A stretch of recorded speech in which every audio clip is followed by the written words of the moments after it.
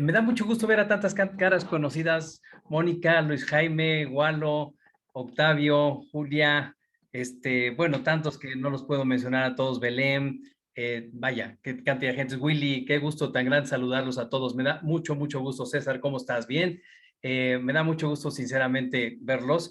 Y bueno, vamos a intentar compartir una parte de lo que es el curso de certificación y capacitación en Design Thinking, pero la idea es hacerlo de forma bastante interactiva. Podemos apagar los micrófonos, excelente. Y pues bueno, sin más, les doy la bienvenida. Repito, mucho gusto ver a viejos amigos, conocidos de toda la vida prácticamente. Bienvenidos todos. Bien, entonces voy a compartir pantalla para iniciar con esta clase muestra, que le hemos llamado Certificación Internacional en Design Thinking y Economía del Comportamiento, y que tiene evidentemente como intención solamente dar una muestra de lo que en esta certificación se da, y que es parte del trabajo por lo cual me han otorgado este premio a mí. Así que bienvenidos a todos. Estoy esperando que se ponga en la pantalla en modo de presentación. Y listo. Pues bien, iniciamos. La idea es que lo hagamos de una forma muy participativa. Que si hay alguna pregunta la podamos poner en el chat. Diana, con mucho gusto, nos va a hacer favor de moderar toda esta sesión, y evidentemente al final tendremos también una parte, un segmento para poder responder preguntas o para poder hacer simplemente comentarios sobre esto, ¿no?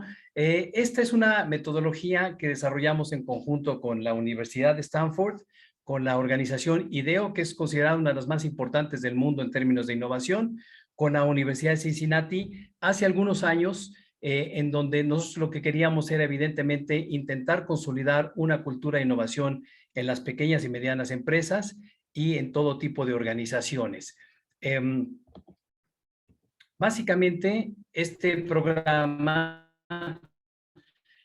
le decimos que es único en América Latina porque el enfoque integra tanto los principios y las herramientas del Design Thinking con algunos principios y métodos de la economía del comportamiento, que es algo que es fundamental en estos tiempos, justamente porque comenzamos a hablar ya del fenómeno de la fusión originado por la pandemia, pero evidentemente más bien acelerado por la pandemia, originado tiempo antes, simplemente de una forma trágica para todos nosotros, ha sido acelerada pues por estas condiciones sanitarias que vivimos, ¿no? La certificación internacional la da el World Design Organization, que es el organismo de diseño, de innovación, de design thinking más grande del mundo. Agrupa a más de 160 miembros de más de 60 países en el mundo entero. Tiene su origen en Europa en 1950. Yo tuve la oportunidad de ser miembro de la mesa directiva de 4 años, y ahora soy consejero regional de este organismo.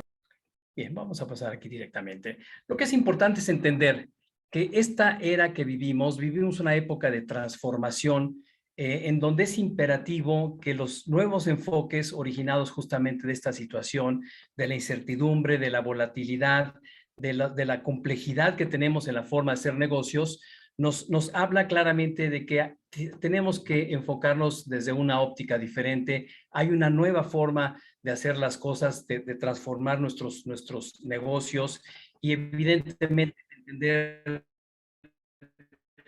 los nuevos modelos mentales, los nuevos modelos de valor, los nuevos modelos de crecimiento primero y adoptar después para poder hacerle frente a esta situación de extrema volatilidad. Entonces buscamos, primero que nada, ¿qué es el Design Thinking? Pues bueno, todos sabemos qué es. De hecho, ya hay muchísimos expertos en Design Thinking, algo que nosotros iniciamos hace casi 20 años en nuestro país, trabajando para un proyecto de un tren ligero en la ciudad de Minneapolis. Aplicamos estos métodos y estos principios, y los resultados fueron fantásticos. Y esto nos dio a nosotros la seguridad, la confirmación de que estas herramientas podían ser utilizadas en cualquier entorno empresarial, en cualquier organización, con fines de lucro o sin fines de lucro. Cualquier tamaño es importante. Puede ser la panadería de la esquina, ¿verdad? La zapatería del señor Don Beto, o BMW o ArcelorMittal o alguna empresa que conozcamos que es transnacional y que tiene más de 100,000 empleados. El design thinking es un proceso enfocado en las personas y lo que tiene como imperativo también es desafiar lo obvio. Es decir, el poder desafiar constantemente el status quo, nuestros modelos mentales, nuestras creencias personales en la forma que tenemos de llevar a cabo los negocios, de trabajar, evidentemente inclusive en la forma que tenemos de trabajar en nuestras propias relaciones personales. Y esto no se limita exclusivamente a identificar problemas y resolverlos creativamente o a identificar oportunidades de iniciativas de innovación, sino que se potencializa cuando salimos del campo de las fronteras monodisciplinarias de la ingeniería, del diseño, de la mercadotecnia y trabajamos en grupos multigeneracionales, multidisciplinarios, multifuncionales en problemas complejos. Y vamos a ver un poquito más adelante en qué consiste esto de un problema complejo. La razón por la cual enfocamos este curso completo, esa certificación en el Design Thinking, es porque uno se centra, es un proceso, está centrado en el ser humano y por lo tanto identifica necesidades tácitas y latentes que ninguna otra disciplina lo puede hacer. Sí, la mercadotecnia, por ejemplo, convencional, es muy buena para identificar necesidades, vamos a llamarle obvias, evidentes, explícitas. El Design Thinking complementa esta percepción de valor e identifica necesidades que no pueden ser expresadas, que no pueden ser articuladas fácilmente, ¿verdad? Porque están escondidas y normalmente se generan, emergen a la superficie solamente a través de métodos antropológicos, de métodos etnográficos, en donde poco a poco podemos ir entendiendo estas necesidades que decía yo, vamos a llamarle latentes o tácitas, y yacen en extremos, digamos, viscerales, conductuales del ser humano. Los objetivos son muy simples, rápidamente es uno, romper paradigmas en la forma tradicional de hacer negocios, en la forma tradicional que tenemos de vender, por ejemplo, generando valor económico, valor de uso de forma simultánea y sostenida. Dos, es generar expertos en crear valor, en hacer visibles esas características del valor para poder pasar del famoso push, en donde queremos empujar atributos de un producto, de un servicio que ya no existen más como tal, ya no son percibidos de valor y insistimos en querer seguir empujándolos y transformar esto en deseabilidad por el producto o servicio que nosotros ofrecemos. Esto nace evidentemente de la posibilidad que tenemos de generar valor, de identificarlo primero y posteriormente generarlo para entregar valor. Y punto número 3, evidentemente, pues es concebir a la innovación como nuevas formas de crear valor en su ciclo normal y continuo, que es identificar valor, generar valor y entregar valor. Nos dice McKinsey Company, un estudio que hacen recientemente, que 3 de 4 ejecutivos de clase mundial, todos ellos confirman que de estos desafíos del COVID-19 se desprenden grandes oportunidades para la transformación y el crecimiento. Y vamos a ver algunos ejemplos aquí. Sin embargo, no se sienten seguros de cómo iniciar este camino o hacia dónde dirigir su transformación, y esto inicia justamente con la identificación de los problemas que queremos abordar, que normalmente asociamos simplemente a un problema económico, a un problema de mercado, a un problema de comunicación, en fin, y que muchas veces simplemente al no dedicarle suficiente tiempo a identificar este problema, evidentemente las soluciones que demos no van a ser las correctas. En texto rápidamente con una pequeña introducción, esta gráfica que nos describe las tendencias antes, durante y después del COVID y que se ha extendido evidentemente, estamos en el 2021 y todavía esta curva no comienza a descender como hubiéramos querido, nos habla de que hay comportamientos improvisados, heredados, pasajeros y los ya instalados. Y en estas tres curvas que vemos nosotros, la amarilla pues nos habla de las tendencias aceleradas como la digitalización, por ejemplo, la transformación digital, que evidentemente ya se presentaba mucho antes del COVID. Simplemente durante esta pandemia se vino a acelerar por la necesidad propia de comunicarnos a la distancia y de trabajar de forma digital. Las tendencias temporales se dan durante el COVID y se supone que van a terminar cuando acabe esta pandemia. Sin embargo, hay nuevas tendencias que justamente emergen a partir de estas tendencias temporales y que por las propias características de estas tendencias de modelos de negocio, de mercado, de comportamientos adquiridos, van a permanecer y les llamamos entonces nuevas tendencias. Dentro de las tendencias que sabemos que son estas nuevas, bueno, está la economía de bajo contacto, no requiero explicarlo, ¿verdad? Sabemos claramente que esto se ha alargado y que se va a mantener por algún tiempo, inclusive se va a instalar de alguna forma como una nueva manera que tenemos de contacto, no solamente humano, sino de contacto en el trabajo, en los negocios. El low touch economy se caracteriza justamente por protegernos, por entender esta economía bajo contacto como algo que es imperativo en esta época donde tenemos que cuidar nuestra salud. De aquí se deriva en la tendencia temporal el famoso pivotaje. Muchas organizaciones que vendían algo transformaron su core business o entendieron sus fortalezas y las adaptaron a las nuevas necesidades del mercado, entendiendo que ahí podían encontrar nuevas oportunidades. La flexibilidad, la agilidad, la capacidad de poder percibir estas oportunidades fue fundamental para que empresas como, por ejemplo, Cultra, una empresa que se dedicaba a la renta de automóviles, de vehículos en general, en España y en Italia principalmente, y a punto de quebrar porque ya no tenía negocio, estoy hablando de junio, julio del año pasado, ¿verdad? Transformaron, entendieron las necesidades tácitas y latentes de gente con la que trabajaban, iniciando, digamos, con un programa que de hecho, hablando con algunos de ellos, es un programa que justamente ven ellos en México que está funcionando bien. En México, ojo, ellos ven que tiendas de conveniencia comienzan a trabajar entregando a domicilio, ¿verdad? Y en España, pues no existen las tiendas de conveniencia como el Oxxo, sin embargo, existen lo que ellos llaman tiendas de barrio que querían o tenían la necesidad de entregar a domicilio ante la ausencia de sus clientes.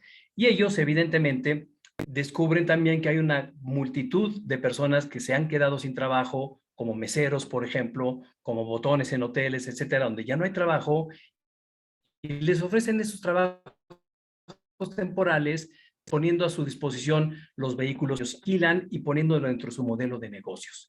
Ellos inician de una forma improvisada, ¿verdad? Así como podemos ver en esta fotografía, ni siquiera tenían una caja real para poder transportar las mercancías, no tenían casco los conductores, improvisado. Sin embargo, y cito textualmente lo que dicen, entendimos los miedos, incertidumbres y dudas que pueden disuadir al nuevo usuario de utilizar un servicio como el de eCultra, la higiene de los vehículos y los complementos obligatorios.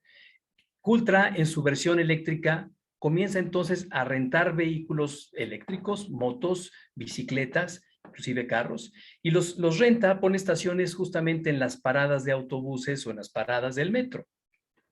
Esto poco a poco, digamos, la gente es que es muy caro esto, etcétera, pero terminó siendo un modelo de negocio muy exitoso porque cobraban ellos por minuto, por trayecto. Es decir, yo voy solamente a mi trabajo y ahí quiero dejar la moto, en lugar de irme en el transporte público donde temo que pueda yo adquirir la enfermedad, me voy en mi vehículo eléctrico y no contamino. Entonces ahora rentan estas motocicletas con 2 cascos o con uno solo, dependiendo, sanitizan enfrente de la persona el vehículo, ¿verdad?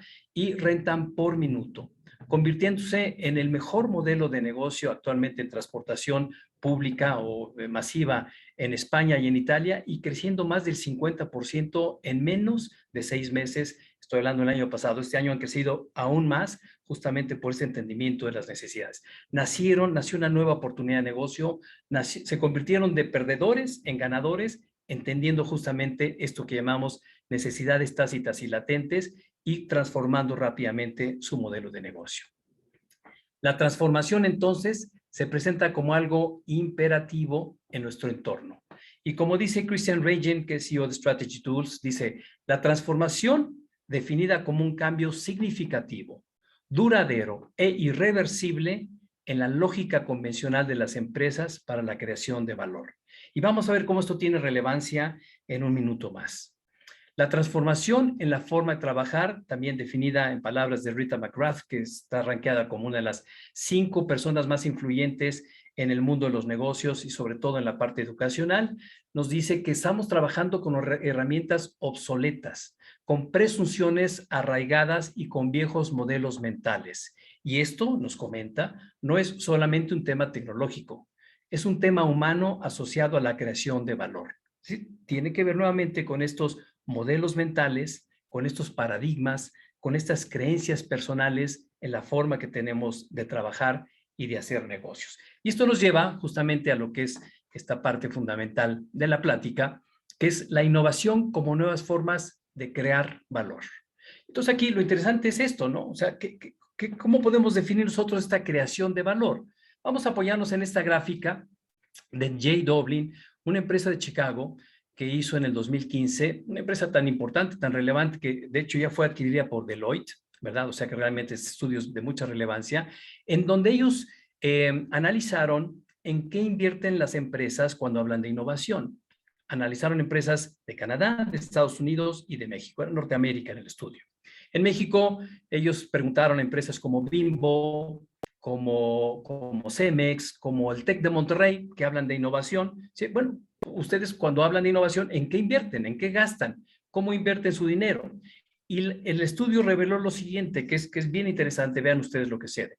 La mayor parte de estas empresas gasta su dinero o lo invierte en producto, innovación en producto, ya sea de forma aislada, un producto, o como una familia de productos, como un sistema de productos.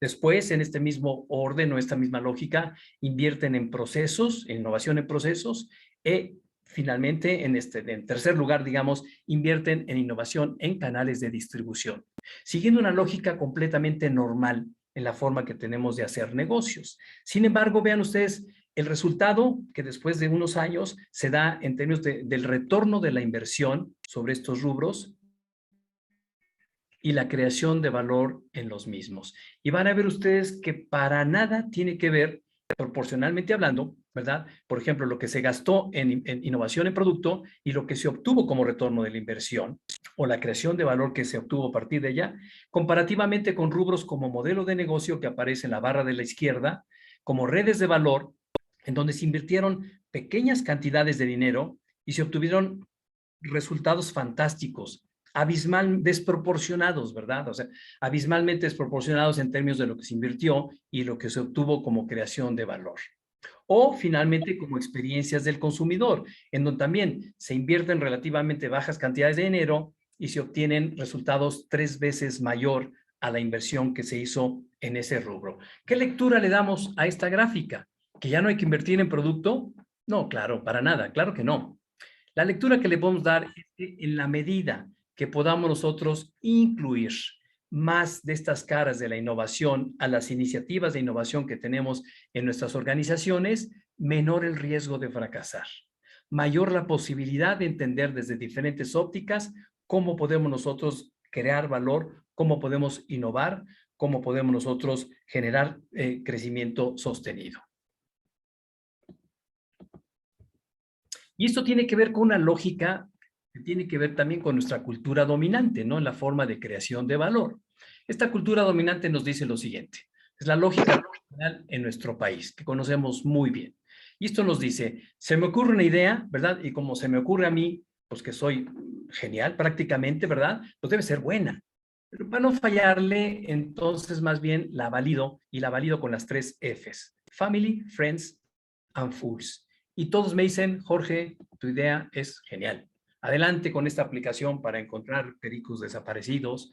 Adelante con estas tortillas de chía y de amaranto que se te ocurrió fantástica idea, ¿no? Entonces, por lo tanto, animado con todos ellos que me quieren, evidentemente no quieren que fracase, pues entonces me lanzo a la producción, realizo mi producto, ¿verdad? Y por último, como tercer paso, salgo a venderlos rogándole a Dios, a la Virgen y a todos los santos que por favor se vendan mis productos. Sin embargo, resulta que ahora ya nadie quiere lo que yo dije. Bueno, pues regreso con ellos y les dije, tú me dijiste que querías estos productos.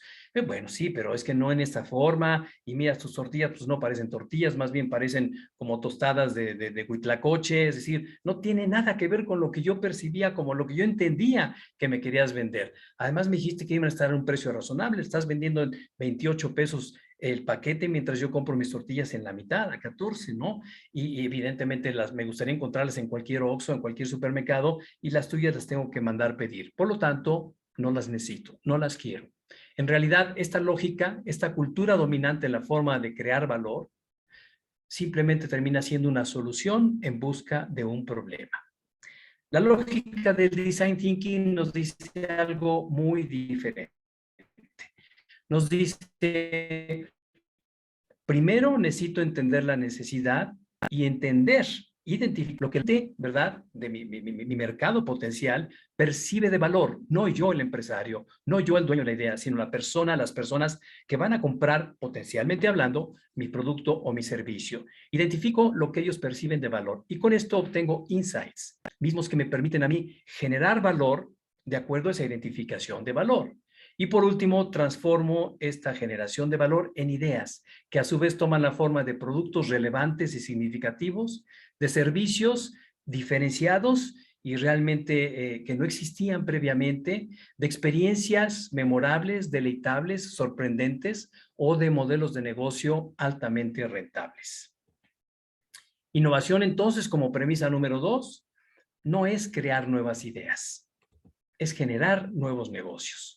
Y la lógica entonces es diferente. No se trata de hacer lluvias de ideas, como sucedía en sus inicios en departamentos de empresas muy grandes como Cemex, que tenían departamentos de innovación y pensaban que innovación era simplemente convocar a todo el personal a que generaran ideas y después no saber qué hacían con ellas, no sabían cuáles eran buenas y malas, no había alineación entre objetivos estratégicos y las ideas y comenzaron a desmotivar a todos los que participaban inicialmente en esto. La tercera premisa es que la innovación en realidad no es un resultado, no es un producto o un servicio en sí. La innovación es una competencia organizacional, es un estado mental, es una forma de entender esta transformación y de entender cómo formamos parte de la misma. Es una forma de entender que la innovación, al menos en nuestro contexto latinoamericano, requiere de dos vías para ser implementada. ¿Sí? La primera vía, que significa consolidar el negocio actual, y que esto, bueno, nosotros lo hemos hecho repetidas veces en empresas desde muy grandes como BMW hasta muy pequeñas, que implica pasar de la eficiencia a la excelencia operacional y como resultado podemos nosotros aspirar a reducir costos, a optimizar nuestros procesos, a consolidar nuestro core business, ¿verdad? Pero en este infinito, en este continuo infinito, es importantísimo al mismo tiempo generar el negocio de mañana. Es decir, no por cuidar los pesos centavos de hoy, voy a descuidar el ingreso en euros o en dólares de mañana. Y esto me da como consecuencia, bueno, pues identificar oportunidades y generar innovación disruptiva de riesgo controlado, subrayado, de riesgo controlado, lo cual me lleva a originar, a crear, a generar nuevas líneas de negocio. Pero esto lo tengo que acompañar con la parte humana de la transformación, las capacidades de ejecución, ¿verdad? Pues o sea, son dos vías que tengo que considerar de una forma u otra constantemente. En la primera vía es la innovación en el core business, en términos de la operación sistematizada y la gestión del trabajador, y en la otra vía es la innovación transformacional que continuamente van alimentándose una a la otra. Y esto habla de la necesidad que tenemos de nivelar competencias tanto duras como suaves, las habilidades y actitudes que nos permiten llegar justamente a un escenario como este. Y en un entorno digamos, de innovación, de un ecosistema de innovación, pues ya participamos a través de ecosistemas con inteligencia colectiva de otros participantes en actividades de colaboración, de coinnovación, de co-creación. La innovación entonces nos dice a nosotros claramente como una forma, pues, o sea, como una inteligencia competitiva organizacional, que tenemos que pasar forzosamente de la inteligencia individual, el sobrevalorado coeficiente intelectual IQ, que evidentemente es el que nos vende a nosotros como personas, pasando por la inteligencia emocional, es decir, la autoconciencia, la empatía, la motivación, el famoso coeficiente de adversidad o la resiliencia, el factor AQ o la inteligencia AQ, y llegar al nivel aspiracional que cualquier organización tendría que adoptar y aspirar también al mismo, que sería justamente el de la inteligencia colectiva, en donde pasamos del coeficiente intelectual personal al coeficiente intelectual grupal, a la co-creación, del IQ al WQ. Y curiosamente, este nivel de inteligencia colectiva es el que mayor valor genera para cualquier tipo de organización. Un startup de 3 personas, cuando está conectada, cuando está estimulada uno al otro y cuando realmente hay una complementación de esfuerzos sinérgicos, trabaja en este nivel de inteligencia colectiva. Por eso reaccionan rápidamente, por eso son flexibles y ofrecen soluciones rápidamente. Una organización, digamos, burocrática, basa su nivel de respuesta en la inteligencia individual de sus empleados, de sus colaboradores, misma que obedece a sistemas y estructuras que posiblemente sean tan grandes que sean ya, vaya, lentas, poco flexibles y que su capacidad de respuesta les impida evidentemente competir en estos, digamos, entornos de transformación de una forma eficiente. Es imperativo entonces entender este concepto de transformación en la forma de trabajar. Y vamos a iniciar con un pequeño ejercicio en donde recordemos que la innovación inicia con el desafío de creencias personales y modelos mentales. Es decir, con la forma que tengo yo de hacer mis negocios o que pienso yo que se tiene que ser negocios, pero yendo más allá de la forma que pienso yo que se tiene que enseñar, en la forma que tengo yo que se piense de hacer, no sé, algún tipo de transacción, en fin, en el modelo mental instalado ya en mi cabeza que me dice es así como tengo que hacer las cosas. ¿Por qué quiero desafiar mis creencias personales? Porque simplemente sé que hay una mejor manera de hacer las cosas. Pero como es difícil hacerlo de forma individual, evidentemente requiero de más personas para poder entender estos sesgos cognitivos, estos sesgos de confirmación que no me van a dejar ver ningún otro camino más que yo sé, el que yo sé que funciona.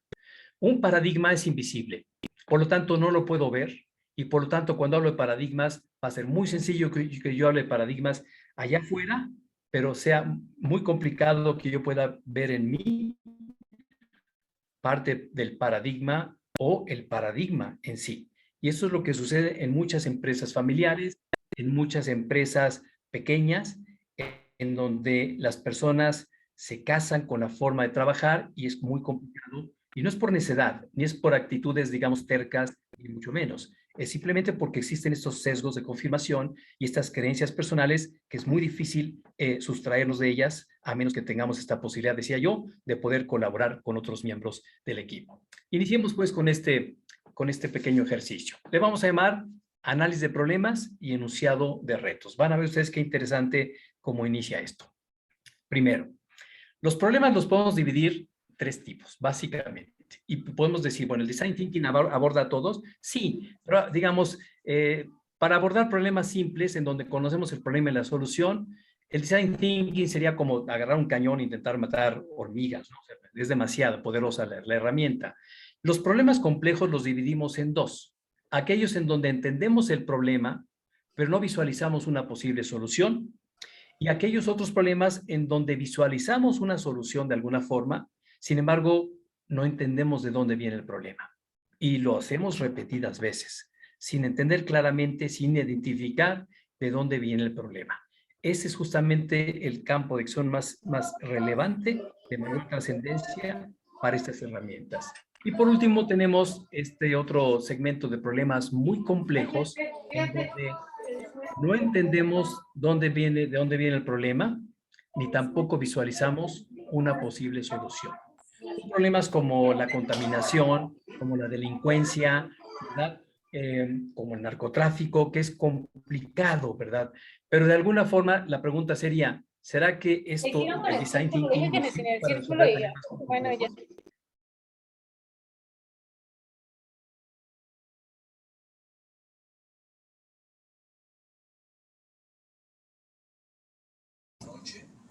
Disculpe, no escuchamos, se apagó el micrófono. Sí, ya estamos aquí otra vez. Sí. Sí, ya estamos. Bien, les comentaba yo, los problemas muy complejos, y hablando de esa posibilidad de que el Design Thinking puede ser una herramienta útil para esto, quisiera que tomaran ustedes en consideración, en cuenta que investigaran inclusive el caso de Singapur, un país más pequeño que el estado de Jalisco, ¿verdad? Y que hace 30 años, poco más de 30 años, tenía problemas mucho más complejos que los problemas, por ejemplo, que un país como México. Eran países que compartían todos estos efectos del tercermundismo en términos culturales, en términos de desarrollo, en términos inclusive de Producto Interno Bruto. El Producto Interno Bruto de Singapur hace 35 años era menor que el Producto Interno Bruto de México. ¿Cómo es posible que Singapur en 30 y pocos años se haya transformado de un país de estas características donde no había agua potable, donde no había, el transporte era terrible, era peor que el de la Ciudad de México, no había vivienda digna para la mitad de sus habitantes, tienen problemas de educación muy, muy serios, ¿verdad? Hace 30 y tantos años. Y en palabras del propio primer ministro, nos dice, nosotros pasamos de ser una economía tercermundista a ser la quinta economía del mundo, con un sistema educativo considerado uno de los 3 mejores de todo el mundo, incluyendo países como Alemania, como Inglaterra, como Estados Unidos, como Francia, uno de los 3 mejores sistemas educativos del mundo, donde el agua potable que bebemos es del río mismo, la vivienda es digna para el 100% de los habitantes, en tan solo 30 años utilizando principios y herramientas del design thinking. Claro, dice él, en ese entonces no se llamaban así, les llamábamos de otra forma, pero es exactamente lo mismo.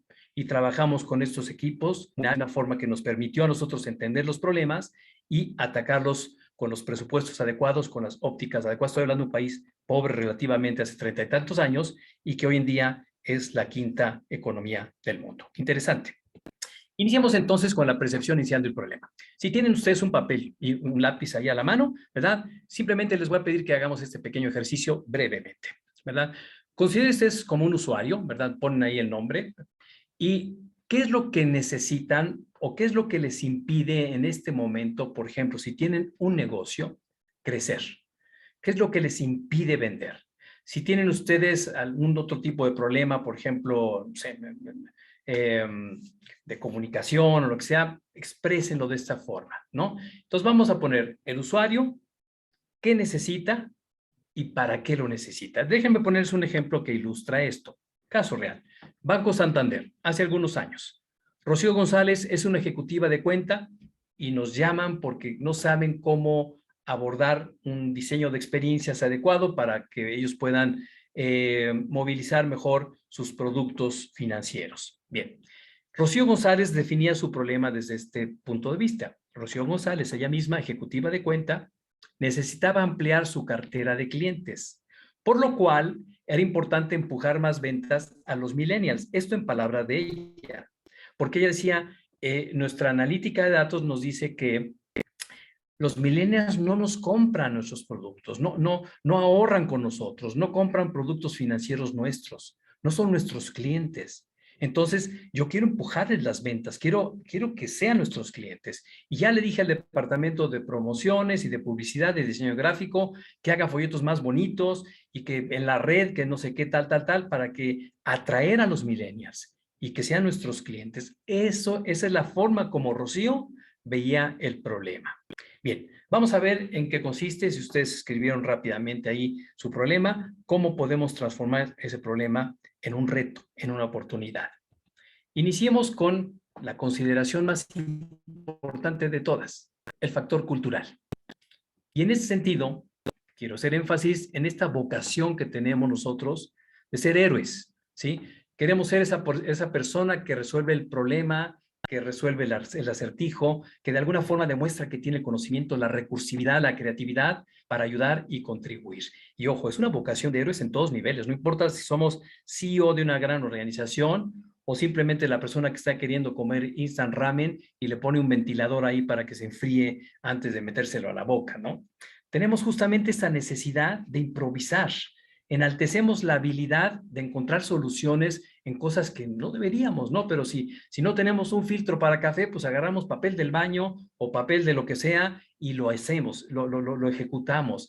Y lo peor de todo es que como funcionan estas pequeñas soluciones, que llamamos recursividad e improvisación, pues la siguiente vez hacemos exactamente lo mismo. Y nunca encontramos en realidad, no en estos ejemplos triviales, sino en ejemplos, digamos, de empresas, el porqué de los problemas que nosotros tenemos. Porque desde pequeños, evidentemente, se nos estimula a esto. Yo recuerdo que en Bombardier yo tenía un jefe, mi jefe era el vicepresidente de operaciones, que siempre ponía este ejemplo. Y siempre me ponía a mí de mal ejemplo, justamente. Porque él decía, a ver, tenemos aquí este problema. Si le pido a Jorge, ¿verdad? Dice, tenemos este problema, estamos en este pasillo aquí y hay una serpiente, ¿verdad? Si le pido a Jorge que resuelva el problema, va a decir, Bueno, vamos a identificar por dónde se metió la serpiente, para que ahorita la sacamos, ¿verdad? Pero vemos que no se vuelva a meter. Si le pido a otro cuate que se llama Pedro ahí, este cuate va a querer llamar a los rusos y otros alemanes para investigar el origen de esta especie, ¿verdad? Y intentar entender cómo piensan para que tal. Y sin embargo, si le hablo aquí a Don Nacho, el jardinero, Don Nacho viene con su machete y ¡pum! Le corta la cabeza a la serpiente. Dice, ¿quién es más valioso para la compañía? Y todos decían, Don Nacho, el del jardinero, con el machete, ¿no? Evidentemente esta necesidad de resolver problemas inmediatamente le pasa por mucho a cualquier otro tipo, digamos, de elemento cultural predominante en nuestra cultura empresarial. Dedicamos entonces el 90% de nuestro tiempo a resolver problemas y solamente el 10% a identificarlos. Y esto ocurre en todos los niveles, en todos los entornos. En el mejor de los casos, solamente dedicamos un 10% a identificar problemas. Y ya genios como Einstein había dicho hace muchos años, dedícale al menos el 50% a identificar el problema y el 50% saldrá prácticamente. Claramente existe un problema de balance. Tenemos culturalmente hablando,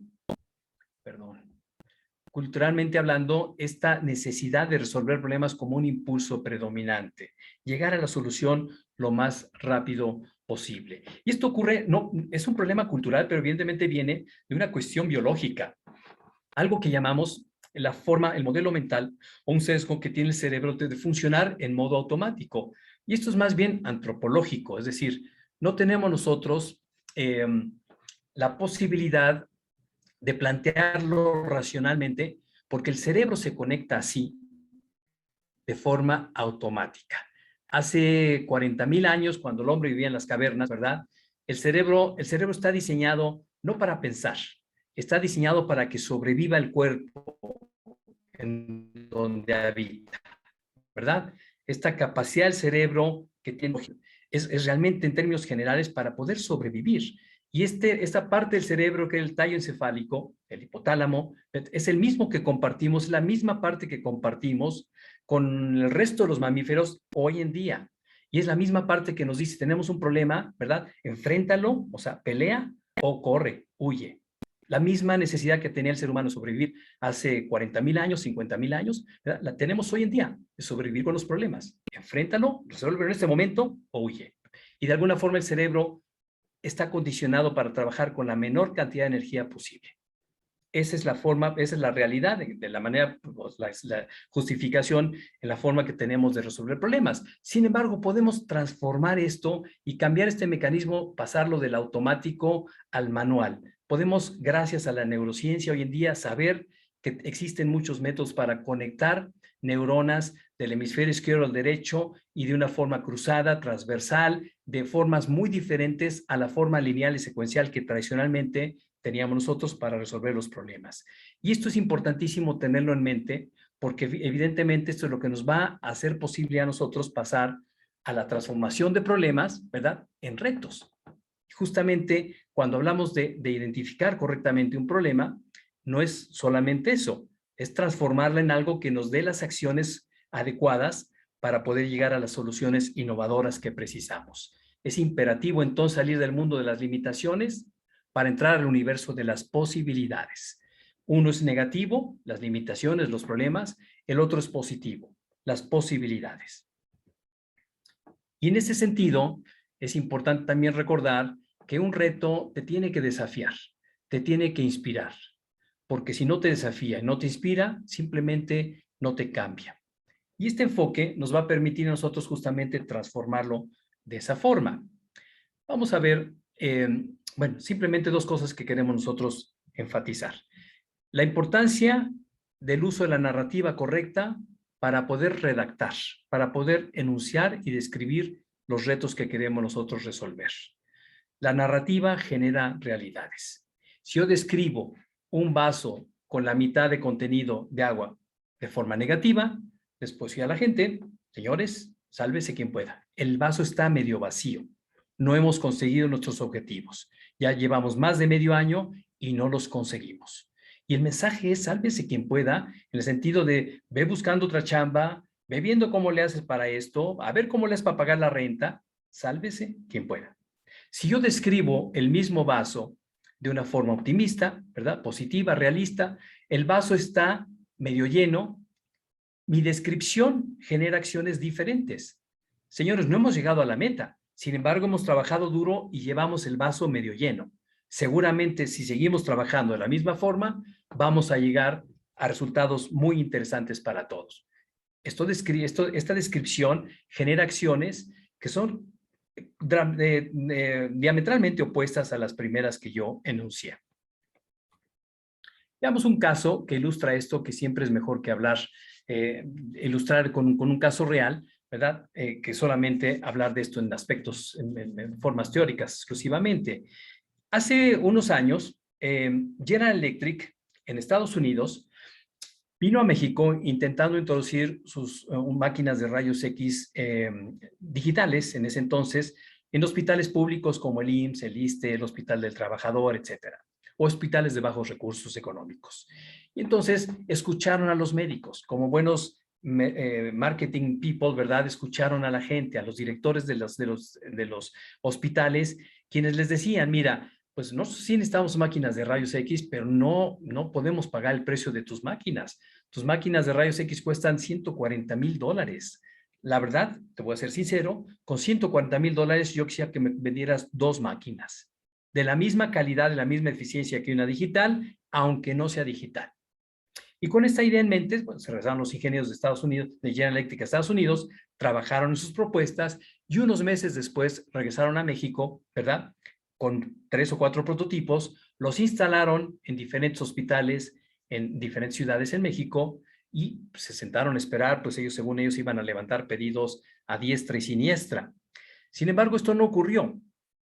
Cuando preguntaban, hablaban por teléfono, visitaban a los directores de los hospitales, les preguntaban, ¿qué pasó con la máquina? ¿No te convenció? ¿No te gusta? Y el director del hospital les decía, sí está bien, sí, la máquina está bonita y está bien, sí jala y todo bien, pero la verdad es que no nos sirve. La verdad es que no la queremos. Si quieres ven a recoger tu prototipo, no te vamos a comprar nada. General Electric, verdaderamente asustados por este resultado, donde habían invertido mucho dinero para entrar a mercados latinoamericanos con estos nuevos equipos, decidió preguntarse por qué. Y nos habla a nosotros, como un equipo de investigación en WIN, y nos pregunta si podemos nosotros entender, o sea, por qué está sucediendo esto en México. Nos lo dicen de una forma que nos hacen ver, no lo dicen así con estas palabras, pero sí lo dejan ver, que según ellos, en su percepción, era cuestión de llegarle al precio al director del hospital. ¿De cuánto quiere su muchada el director del hospital? Que nos diga para ver si le entramos o no al negocio, ¿no? Eso era, no lo dicen así, jamás lo dijeron, pero fácilmente lo dejaron entrever, era fácil hacer lectura entre líneas de que esa era la percepción de ellos, ¿no? El reto, como yo les pedí que lo definieran, lo hicieron de esta forma. Necesitamos entender los elementos de venta y requerimientos económicos de directores de hospitales de bajo presupuesto en México, con el fin de lograr la aceptación de los equipos de rayos X de última generación. Decía yo, en pocas palabras, Jorge, identifícanos de cuánto es la mochada, no nos gusta trabajar así y no podemos preguntarlo, pero si es este el problema, pues vamos a ver cómo lo podemos resolver. Evidentemente, bueno, nos hablamos con algunos directores de forma informal antes de iniciar el proyecto y nos decían, pero por supuesto que no, Jorge, nada que ver, o sea, no, nada que ver con eso. Entonces, les pedimos que transformamos el reto y lo hicimos de esta forma. Quedó el reto final de la siguiente manera. ¿Cómo podríamos entender los factores cognitivos, culturales y emocionales de pacientes, de médicos, de enfermeras y técnicos asociados al uso de equipos de rayos X en hospitales públicos con el fin de generar interacciones y experiencias de uso deleitables y lograr su plena aceptación? En otras palabras, vamos a entender los diferentes factores que integran el contexto donde se va no a vender nada más, a utilizar estas máquinas. Y esto involucra no a directores de hospitales nada más, involucra a pacientes, a familiares de pacientes, a médicos, a enfermeras, a técnicos, y a todos había que entenderlos. Entonces, y sabíamos claramente que teníamos que observar, que dejar que se interactuara con esos equipos y de preguntar, con lo cual íbamos a intentar identificar necesidades tácitas y necesidades latentes.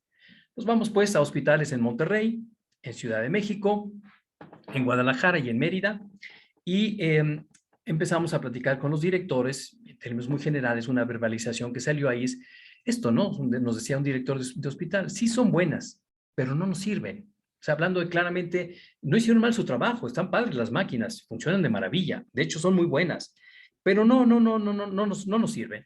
Y no entendíamos por qué. Y le pedimos entonces a esta persona autorización a estas personas para hacer un estudio etnográfico dentro de los hospitales. Nos decían, sí, claro, pueden hacer el estudio que ustedes quieran, nada más no hablen con los pacientes, no tomen fotos, no tomen grabaciones, mucho menos tomen videos. O sea, a ver cómo le hacen, ¿no? Pero, y estas eran un poquito cuando uno investiga este tipo de cosas y el design thinking te da las herramientas para poder hacerlo, entiendes de qué manera puedes irte moviendo y generando toda esta información de una forma que no seas ni invasivo, que digamos que sea todo completamente legal, vamos a llamarle, pero al mismo tiempo que tengas toda la información, toda la posibilidad de poder entender desde diferentes perspectivas todos los ángulos del problema. Iniciamos entonces la investigación. No podíamos hablar con los pacientes, pero sí con los médicos, con los técnicos, ¿verdad? Quienes nos explicaron el proceso, en qué consistía esto, cuándo llegaba la gente, etcétera. ¿Por qué tenía que salir constantemente el técnico a decirle a la gente que estaba afuera que ya no había lugar, que se esperaran, que al día siguiente iba a estar su lugar para su radiografía? ¿Por qué se tardaban tanto en tomar una placa radiográfica? ¿En qué consistían todos estos problemas? Y hablando, también hablamos con algunos, no con los pacientes, sino con los familiares, ¿verdad?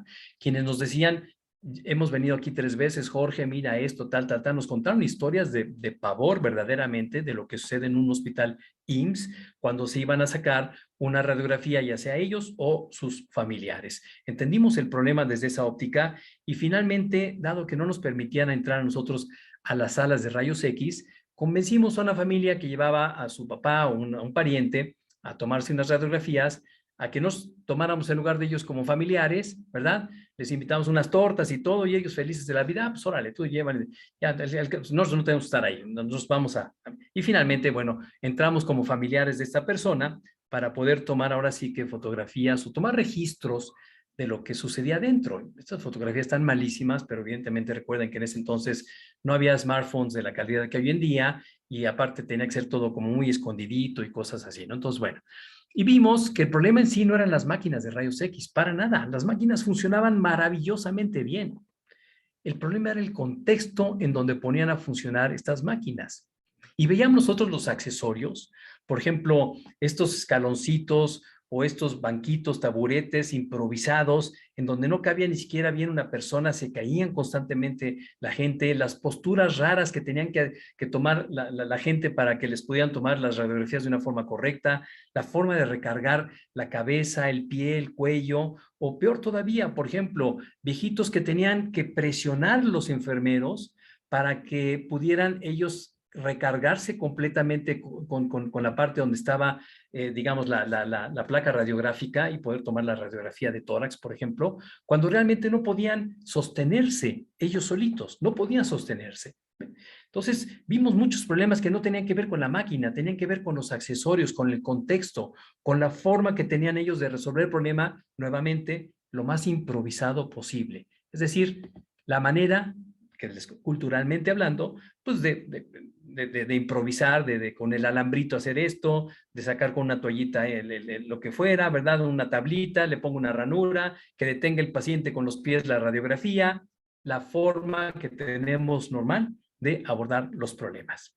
Y entonces vimos nosotros que, dado que el problema era el contexto, bueno, pues,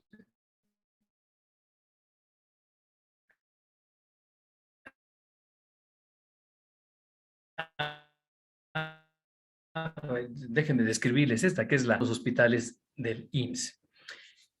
Y básicamente, esto que ven ustedes, ¿verdad? Es una cabina de plomo en donde el papá o la mamá del paciente, que en este caso es un niño que le van a sacar una radiografía de tórax, por ejemplo, se mete atrás de la cabina esta y saca los brazos por estos orificios que aparecen ahí para intentar calmar a su hijo, ¿verdad?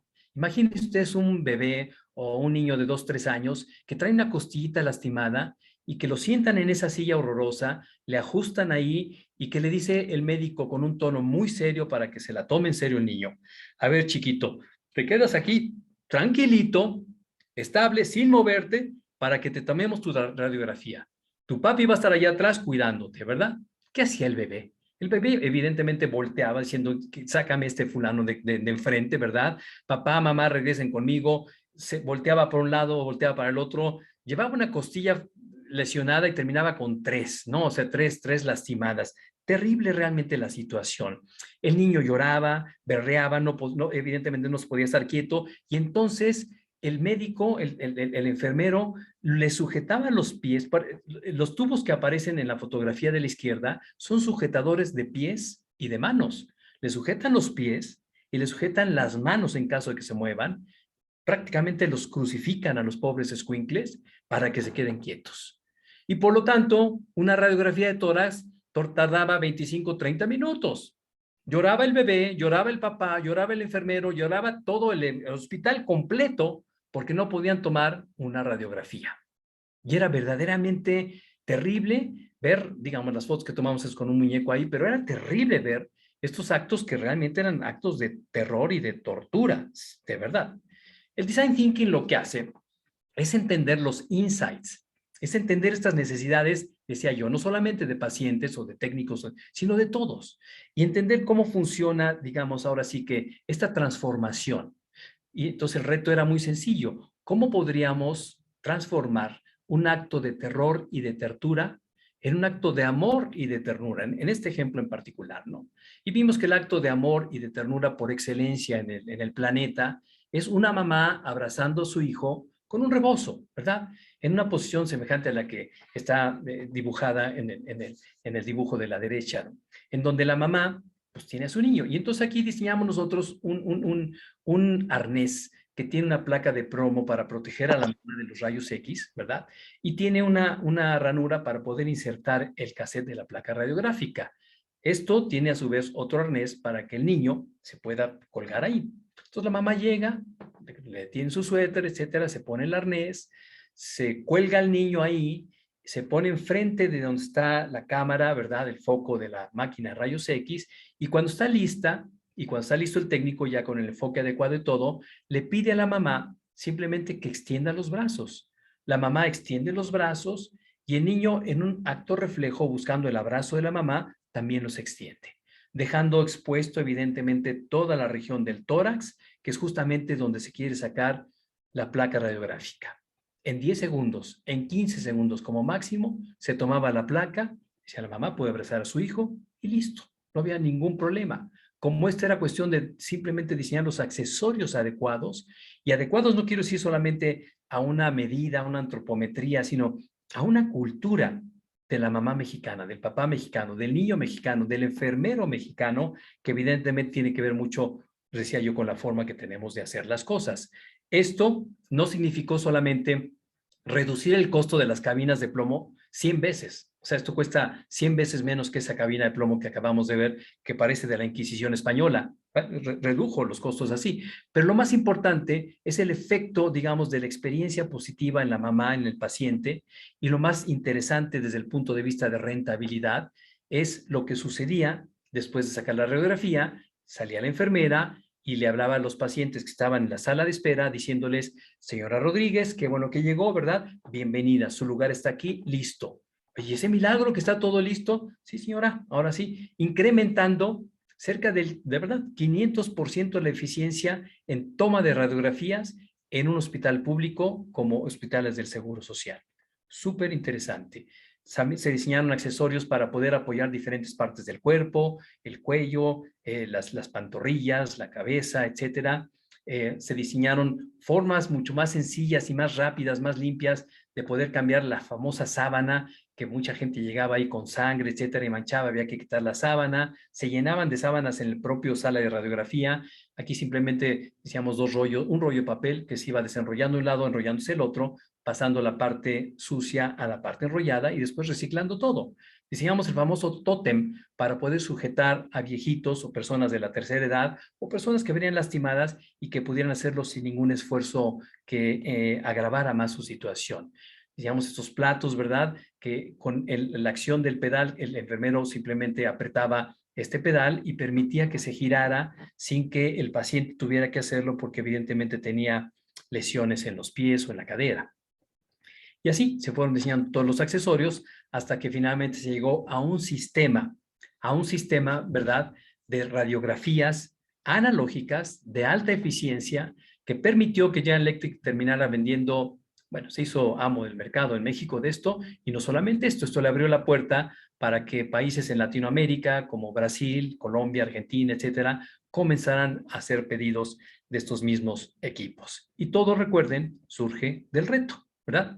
Si hubiéramos hecho caso del reto que nos pedían a nosotros General Electric, nos hubieran corrido a patadas de un hospital porque ¿de cuánto es la mochada, doctor? Para que los de General Electric queden contentos.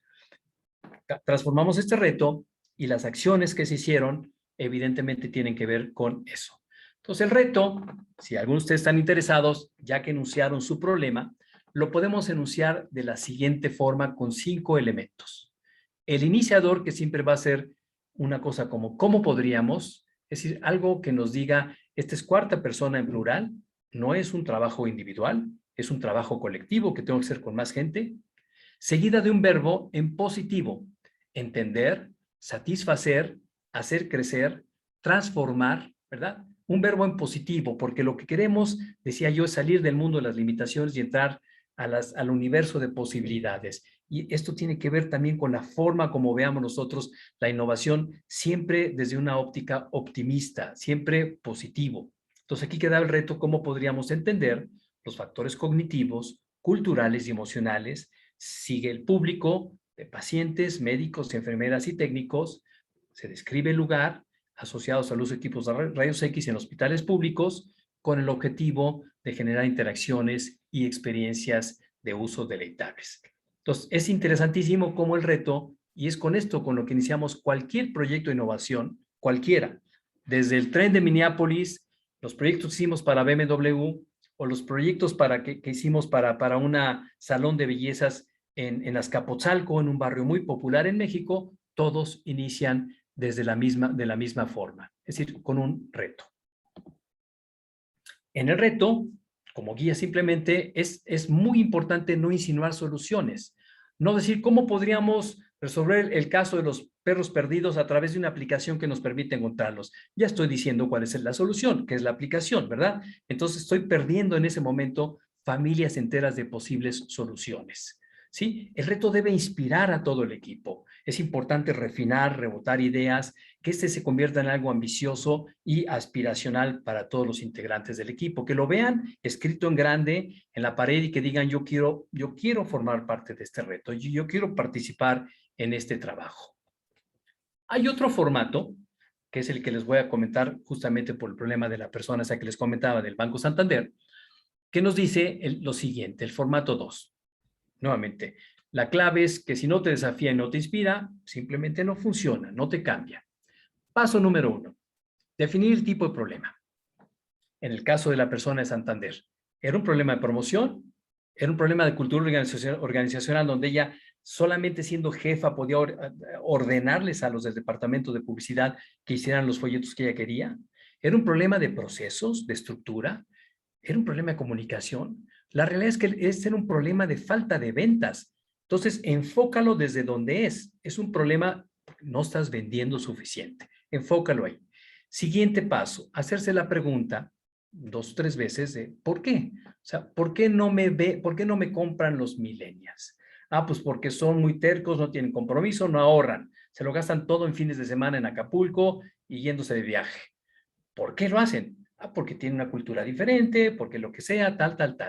Pero finalmente, digamos, nosotros llegamos a la conclusión de que no entendemos a los millennials. No vendemos a millennials porque no los entendemos. Punto final.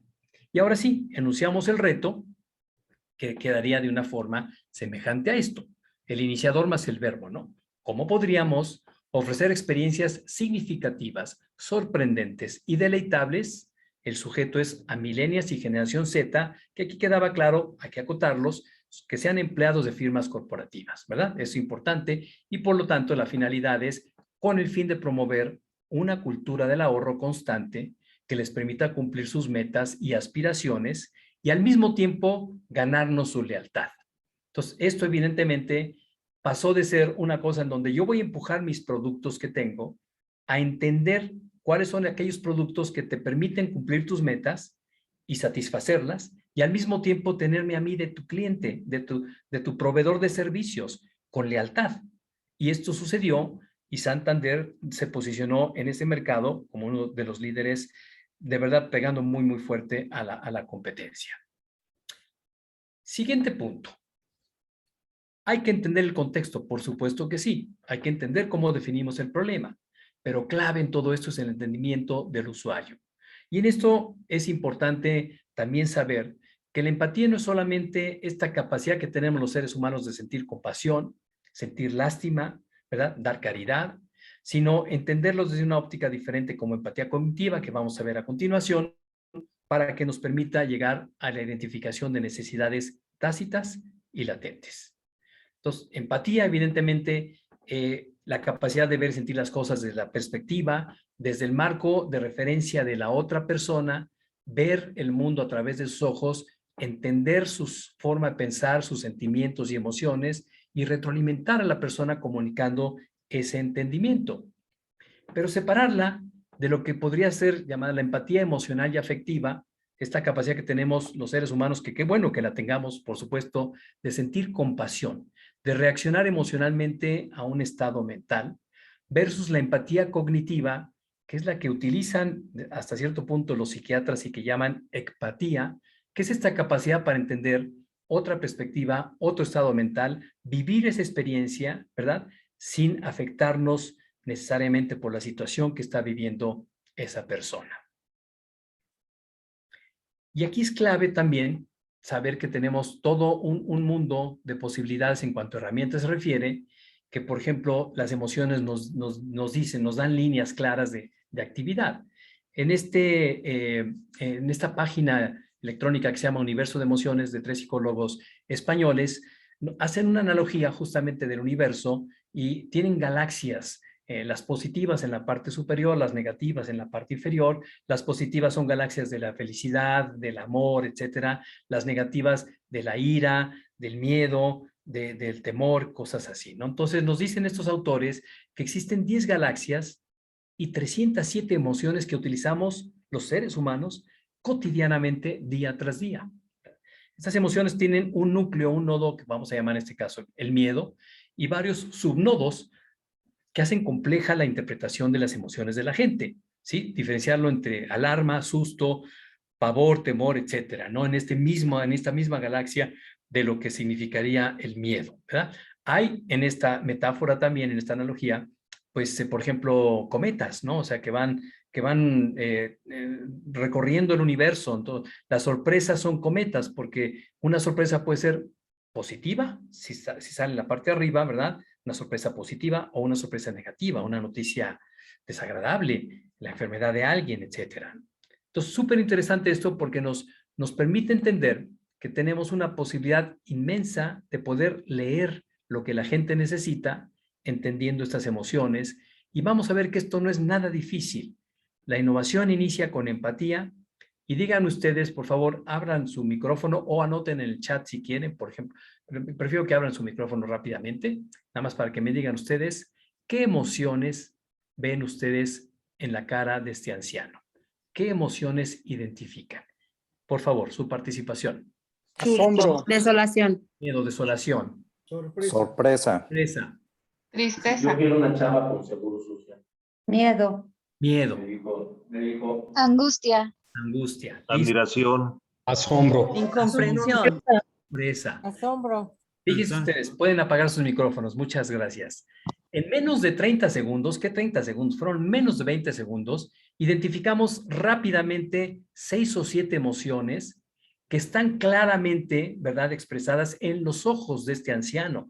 Imagínense si pudiéramos al mismo tiempo también verle la boca, verle la cara completa, y no en una fotografía, por ejemplo, en un video, ¿verdad?, donde veamos la gesticulación de sus brazos, etcétera.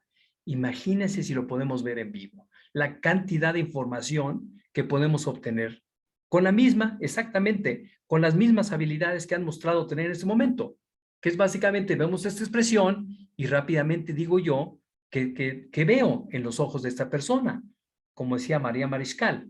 ¿Sí? La empatía es la única ideología capaz de cambiar el mundo y los ojos no cometen errores gramaticales, ¿no? Ahí te dice exactamente la historia como es. Ahora, imaginen ustedes que están haciendo una encuesta y que le están preguntando a usted anciano en una villa rural en no sé dónde. ¿A usted le gustan, señor, los alimentos orgánicos? ¿Consume alimentos orgánicos? Y se te queda viendo con esa cara y te dice, sí, señorita, sí los consumo. Pues obviamente, si le hacemos caso a la encuesta o a la pregunta y la verbalización, la respuesta verbal de la misma, tendríamos que decir, sí, personas como don Eulalio, ¿verdad? Que está aquí tal, sí consume alimentos orgánicos, lo cual es una mentira inmensa, ¿verdad? Entonces, evidentemente, la capacidad que tengamos nosotros de poder entender las emociones, las reacciones, cuando conversamos, cuando interactuamos con las personas, aún a través de la distancia en una computadora, en la pantalla de una computadora, nos da información muy relevante, muy significativa, muy exacta, muy precisa en torno a lo que la gente siente, a lo que la gente necesita, a lo que la gente le tiene miedo. Y evidentemente nuestra capacidad de generar estos reactores emocionales la que va a ser posible, la que va a habilitar este tipo de respuestas. Interesante, ¿no? Tan interesante que yo siempre les pido a los que toman estos cursos que llegando a su casa, bueno, cuando es presencial lo hacemos ahí mismo, pero llegando a su casa, que hagan este ejercicio con su pareja, con un hijo, con otra persona, con un amigo, ¿verdad? Se sientan frente a frente, abren una computadora sin que la pareja lo vea y buscan una imagen en internet de un rostro expresivo. Puede ser alguien enojado, puede ser un hombre, una mujer, un niño, un anciano, no importa, ¿ya? No puede ser caricatura ni puede ser mascota. Que a veces me dice, ¿puede ser una mascota? No, no puede ser más. Tiene que ser una persona. Bien. Buscan una imagen, ¿saben? Expresiva. Y después la otra persona hace lo mismo exactamente. Después, viendo esa imagen, interiorizan esas emociones de ese rostro expresivo. Y después hacen la cara de la persona que están viendo ustedes en la pantalla. Y la otra persona, es decir, su interlocutor, su pareja, lo que tiene que hacer es escribir 4 o 5 emociones que ellos ven en tu rostro, en el rostro del que está haciendo las cosas. Después se invierten los papeles. La otra persona expresa las emociones que ve en la imagen con su rostro y nosotros escribimos 4 o 5 emociones. Los resultados son impresionantes. Sin ser actores o actrices profesionales, sin ser políticos, sin ser nada de estas cosas que nos ayuda como a esconder con cara de póker nuestras emociones, podemos rápidamente identificar entre el 80 y el 100% de las emociones de la otra persona. Es verdaderamente impresionante lo que sucede. Ahora, evidentemente las emociones no las podemos esconder cuando las sentimos. Lo que es importante es entender cuando se están sintiendo estas situaciones, digamos, en los corazones, en las vísceras de las personas que queremos entender.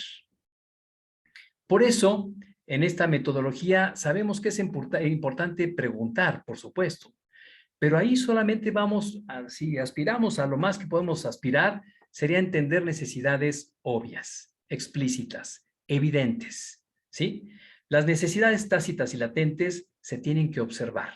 Más bien requerimos métodos etnográficos, métodos tomados prestados de la antropología social para poder identificar estas situaciones e identificar esas necesidades. Una necesidad explícita no requiere explicación. Si yo desarrollé un software o una aplicación y le pido a esta persona que la vea y a ver si la entiende, y entonces llego yo y le digo, ¿qué pasó? ¿Está claro? Y ella me dice, sí, está muy claro todo, o sea, no hay ningún problema, pero yo la vi pensando, o sea, viendo esa postura donde realmente su postura me está diciendo, no entiendo nada. Eso de que es intuitivo y amigable y no sé qué, no le entiendo ni nada, estoy confundida al máximo. Está claro, esta expresión me está diciendo toda la información, no requiero preguntarle nada más. Una necesidad tácita tendría que ser señalada para que la persona genere una respuesta. Una necesidad tácita se da sin verbalizaciones previas, ¿verdad? Como por ejemplo la relación entre suegra y yerno, la necesidad de quedar bien. No hay ningún manual del buen matrimonio que te diga, paso número 1, quedar bien con la señora, ¿verdad? O paso número 1, quedar bien con el yerno. No, es tácito. De alguna forma son necesidades que no se pueden expresar claramente hasta que se señalen, pero no es fácil tampoco entenderlas. Sin embargo, las más importantes, las más reveladoras, las más difíciles de interpretar o de identificar son las necesidades latentes. Estas no pueden ser expresadas, no pueden ser articuladas fácilmente. Resulta confuso, difícil, inclusive para quien vive esa situación, el poder entenderlas y expresarlas. En este caso, la persona que está siendo entrevistada le dice al entrevistador, necesito un botón de confirmación, suponiendo que está trabajando en una aplicación donde acaba de ser una operación financiera y necesita que alguien le diga, tuvo éxito tu operación. Y el investigador interpreta esto en un insight que dice, Pedro necesita sentirse seguro, ¿verdad? Sí. O sea, puede ser a través de un audio, de una musiquita, puede ser a través de un letrero que diga operación exitosa, puede ser muchas cosas, no tiene que ser un botón de confirmación. Es decir, en este caso, se tiene que entender ese contexto e identificar la necesidad real. Vamos a hacer un último ejercicio, ¿verdad? En donde vamos a identificar las necesidades explícitas y latentes para poder diferenciarlas. Díganme ustedes, abran su micrófono, por favor. ¿Qué necesita esta persona? Una bocina Bluetooth. Un celular. Practicidad. Practicidad. ¿Qué necesita? ¿Qué más necesita? Un recetario. Un recetario. Un Bluetooth. Un Bluetooth. Un nuevo pantalón. Un nuevo pantalón. Optimización de Un CD espacio. player. Muy bien. Material Una para no playera. fumar. Sí. Optimización de espacios. ¿Qué más? Bajar de peso. Bajar de peso. ¿Tiene Un frío? smartphone. ¿Cómo cargar su computadora? Sí, un lugar para cargar su computadora. ¿Tiene Un frío o tiene calor? espejo. Calor. Tiene calor, ¿verdad? Calor. ¿Qué necesita? Aire Comodidad. acondicionado. Aire acondicionado que funcione. Se ve que ese aparato que tiene ahí no funciona, ¿no? O un ventilador, sí, mínimo. ¿Alguien dijo un espejo? Sí, yo. Un espejo. Quiere seguir trabajando mientras hace otras cosas. Exactamente. Muy bien. Veamos lo que veíamos al principio de esta sesión. Tenemos esta necesidad real, todos los seres humanos, de resolver problemas en el acto. Cuando enunciamos una necesidad partiendo de un sustantivo, de un objeto, lo decimos de esta forma. Esta persona necesita un ventilador, un aire acondicionado, un iPod, una camisa. Le estamos, desde nuestra óptica, dándole la solución. Vamos, le compramos una camisa, a ver, compadre, aquí está su camisita, listo, problema resuelto, ¿verdad? Y en ese momento eliminamos familias enteras de posibles soluciones que realmente llegarían al famoso job to be done, a la actividad que tiene que ser resuelta. Cuando nosotros enunciamos una necesidad partiendo de un verbo, lo decimos entonces de la siguiente forma. Esta persona necesita cocinar inspirado con la música, no sabemos. Necesita escuchar una receta de cocina, porque a lo mejor lo que está haciendo es que su mamá, ¿verdad?, le grabó la receta y él no sabe dónde poner la computadora porque está muy cerca de la estufa, ¿verdad? Se la pone en lugar pues menos probable de ser salpicado por el aceite y se pone a escuchar la receta. En realidad no sabemos qué necesita esta persona. Necesita proteger su cuerpo de aceite hirviendo o necesita optimizar su tiempo haciendo varias cosas a la vez. En realidad no sabemos qué necesita esta persona. Lo que sí estamos haciendo aquí es entrar en territorios de exploración, de investigación, en donde estamos de forma divergente abriendo las posibilidades a la necesidad tácita y latente de esta persona. Y esto es clave cuando hablamos de innovación. Porque si recorremos caminos que ya hemos recorrido previamente, describiendo, ¿verdad?, la necesidad a partir de objetos, pues entonces vamos a llegar a las soluciones que realmente no nos solucionan nada. ¿Recuerdan ustedes este caso muy conocido de una mujer que está en un Home Depot y que quiere comprar un taladro? Entonces no alcanza donde están los taladros en la repisa de arriba, se sube en la primera repisa y ahí con la bolsa intenta empujar una caja de un taladro para poder bajarla, porque no alcanza. Lo normal sería, si llegara un dependiente, decirle, señora, le traigo una escalera o le ayudo a bajar la caja, ¿verdad? Sí. Sin embargo, este dependiente entrenado, ¿verdad?, llega y le dice, disculpa, señora, ¿qué necesita? Y la señora le dice, necesito un taladro, por lo tanto estoy intentando bajar estos que están ahí, no sé por qué los ponen hasta arriba, no lo puedo bajar. Y entonces El tipo, en lugar de decir, yo estoy más alto que usted, déjeme bajárselo, le dice, disculpe la pregunta, ¿para qué necesita el taladro? Y la señora le dice, pues para hacer hoyos, ¿verdad? En la pared. Muy bien, claro. ¿Y para qué quiere hacer hoyos en la pared? Dice, pues para colgar los cuadros que me acaban de regalar en mi casa. Quiero colgar cuadros. Mire, señora, aquí tenemos un sistema para colgar cuadros que no requiere hoyos en la pared. Es muy eficiente, es muy resistente y es 3 veces más barato que el taladro. ¿Le interesa? La señora Feliz de la Vida le dice, claro que sí. O sea, le resolvió el problema sin necesidad de hacer que la señora, bueno, inclusive pagara más por el taladro que iba a utilizar una vez en su vida. 2 años a lo mejor no requería hacer más hoyos, porque hizo tantos hoyos la primera vez que no quiso volver a hacer más hoyos, ¿verdad? Y el taladro se quedó por ahí olvidado, se empezaron a perder las brocas y lo tiene que rematar a 100 pesos, ¿verdad? Después de 3 o 4 años que no volvió a usar nunca un taladro. Es decir, realmente la necesidad está en descubrir justamente, yendo hacia abajo, taladrando ahora sí esta necesidad latente que está por ahí. Recuerden que hay muchas necesidades de los consumidores, de los empleados o stakeholders y de las organizaciones. Y el Design Thinking lo que hace es abordarlas todas. A todas estas necesidades las va a resolver y tiene que generar valor en la forma de poder resolverlos. Esto es lo que hace interesante esta metodología. Vamos a poner un último ejemplo en donde se combinan rápidamente principios de la economía del comportamiento, o sea, la forma, los sesgos cognitivos que tenemos nosotros operando normalmente de forma natural en nuestro cerebro y algunos principios del Design Thinking. Les comento. Caso, ¿verdad? En donde vamos a analizar estos principios del comportamiento que se llama aversión a las pérdidas y nivel de compromiso. Aversión a las pérdidas tiene que ver con nosotros le damos más importancia a no perder algo que a ganar algo equivalente. Y nivel de compromiso significa si ya gastamos suficiente tiempo o esfuerzo en algo que queremos de forma específica, es difícil que nos echemos para atrás en términos de buscar una alternativa a la misma cosa que estamos buscando. Veamos el ejemplo entonces.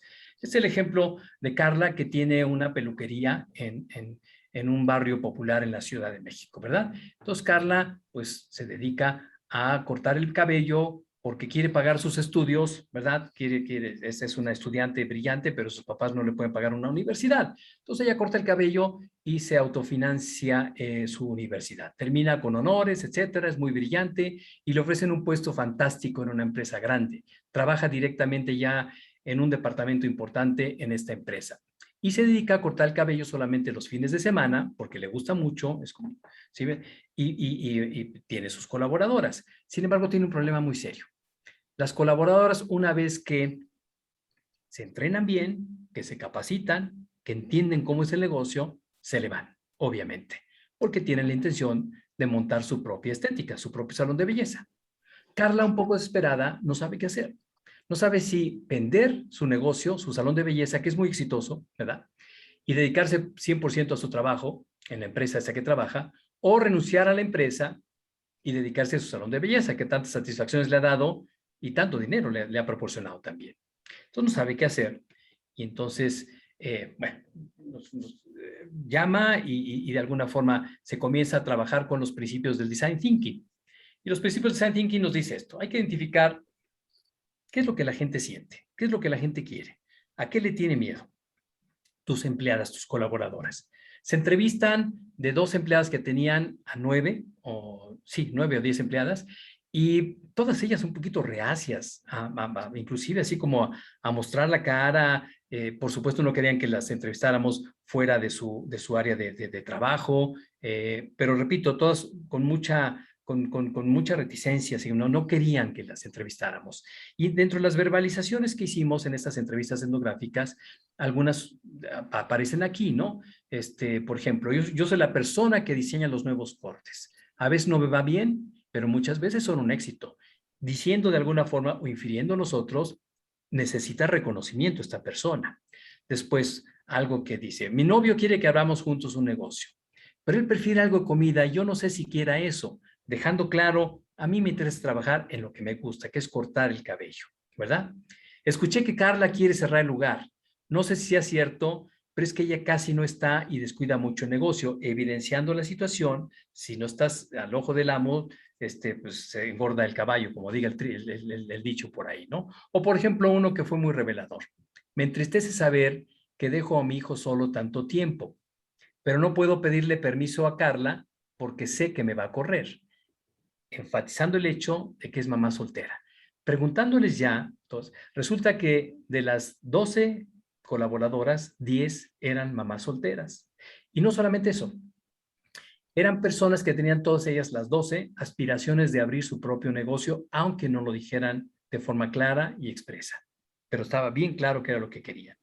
Entonces, lo que se hace en esto es justamente entender estos principios que decía yo de aversión a la pérdida o el efecto compromiso, enunciando dos retos. Primero, ¿cómo podríamos reducir o eliminar la rotación de personal, aprovechando los principios de aversión a la pérdida y el nivel de compromiso, que son los principios de la economía del comportamiento, de las colaboradoras, de una forma ética y sin detrimento de las prestaciones o la calidad de su trabajo? Y el siguiente reto es, ¿cómo podríamos generar un modelo de negocio en el cual se pueda aprovechar el conocimiento, expertise y experiencia de Carla y de sus colaboradoras, que le permita a Carla tanto atender de forma eficiente y productiva sus actividades profesionales, como mantener su salón de belleza? Entonces, trabajamos en algo verdaderamente inaudito, ¿no? Inventamos un documento que parecía escrito por el mejor bufete de abogados de México, que se llamaba Contrato de Pérdida de Empleo. Completamente ilegal, por supuesto, pero la intención era aquí, digamos, entender estos dos principios de la economía del comportamiento y hacer que trabajaran en función de algo que a todo mundo iba a beneficiar. Entonces, este era un contrato de prestación de servicios por un año obligatorio. Después de este plazo, tendrían que salir de la empresa todas las colaboradoras, todas. Entonces, entendiendo que el sentimiento de pérdida es más poderoso que el de la ganancia, pues nadie quería, ¿no? Espérame tantito, voy a perder todo esto. Y luego el nivel de compromiso, oye, 3 meses, 4 meses trabajando aquí y voy a perder todo esto. Y entonces, evidentemente, ya muy confundidas con todo esto, preguntaban, bueno, ¿y qué voy a hacer? ¿Que no hay alternativas? Y entonces les decía, sí, claro. Si, por ejemplo, ¿qué pasa si después del año quiero seguir trabajando aquí? Y el Carlos decía, pues claro que puedes seguir trabajando, nada más que firmas otro contrato de pérdida de empleo por un año obligatorio. Durante ese año, le explicaba a Carla, y aquí está la parte interesante, durante ese año, que es el modelo de negocio, te voy a capacitar a un nivel que, bueno, es un nivel de excelencia, porque te voy a preparar como una futura socia de este sistema de salones de belleza, ¿sí? Entonces le preguntaban, ¿no te interesa abrir tu propio salón de belleza? Pues sí, la verdad sí me interesa, pero pues la verdad es que no tengo los medios financieros. Y Carla decía, no te preocupes, yo te financio. Yo te voy a financiar tu salón de belleza que se va a llamar como tú, ¿verdad? Vicky, Lupita, etcétera. Yo voy a poner el dinero. Y aquí, además de que tú vas a ganar pues, el salario que ganas actualmente trabajando para alguien más, vas a ganar tus utilidades. Y esas utilidades las vamos a dividir de la siguiente forma. Al principio, dado que yo tengo que pagar la inversión que hice, yo voy a sacar el 70% de las utilidades y tú el 30%. Por ahí de los 6 meses, el reparto de utilidades se va a nivelar, 50% para un lado y 50% para el otro. Y antes de un año y medio, esto también es forzoso, las utilidades se van a revertir, las proporciones se van a revertir. Yo voy a tener máximo el 30% de utilidades de tu negocio y tú el 70% de forma permanente. Es decir, voy a ser tu socia con solamente el 30% para el resto de la vida. ¿Te interesa? Pues todas, claro, pero por supuesto que me interesa, porque evidentemente significa que voy a hacer mis sueños realidad, que puedo atender a mis hijos, que puedo hacer esto y lo otro, tal, y aparte ganar más dinero del que gano actualmente. Lo interesante de esto es que, bueno, aparte de que se abrieron X cantidad, en menos de 2 años, 7 estéticas de barrio, creo que hasta la fecha ya lleva 12, ¿verdad? Estéticas de barrio, y Carla no quiere abrir ninguna más porque tiene suficientes ingresos, así lo dijo claramente, como para empatar el ingreso del CEO de la empresa donde trabajo. O sea, es realmente fantástica la posibilidad que tiene del negocio que genera ella. Pero más allá de la parte económica, lo interesante es que finalmente se abocó a una causa que era la de, para que seas empleada de esto, es importante o vamos a darle prioridad a las madres solteras. Y junto al salón de bellezas están abriendo pequeñas guarderías en donde los niños no solamente los cuida alguien para cambiarles el pañal, si son bebés, o para darles de comer o lo que sea, sino que hacen actividades que no harían en ninguna otra escuela.